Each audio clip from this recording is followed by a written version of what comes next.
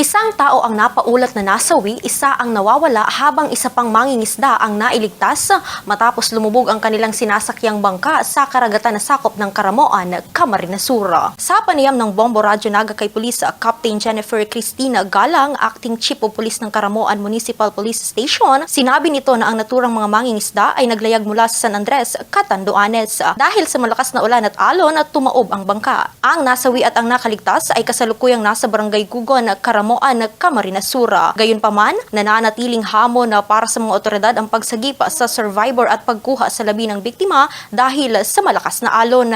Na-secure naman ang opisyal ng Gugon ng labi ng nasawi habang patuloy namang nagsasagawa ng operasyon ang mga otoridad upang mailigtas ang isa pang nawawala. Mula pa kahapon hanggang ngayon ay malakas pa ang pag-ulan at mataas ang level ng tubig sa dagat. Nagpalabas na rin ng abiso ang Philippine Coast Guard ng no sailing policy, ngunit pinaniniwala ang hindi ito nalaman ng mga mangingisda dahil mula pa ito sa Catanduanes. Sa kasalukuyan, hinihintay pa ang pagkalma ng dagat upang maisagawa ang search and rescue operation katuwang ang MDRRMO at LGU ng Caramoan. Pinayuhan din ni Galang ang mga mangingisda na unahin ang kaligtasan at patuloy na subaybayan ang lagay ng panahon bago maglayag.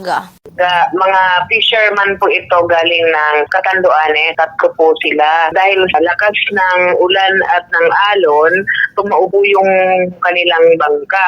Luckily po, meron po tayong isang survivor, kasalukuyan pong nasa Barangay Gugon, and we are exerting our efforts para po ma-rescue yung isang missing. And also po, meron na din po tayong reported na yung isang fisherman ay namatay na po. Mula rito sa Bombo Radyo Naga, ito si Bombo Elena Guadalupe.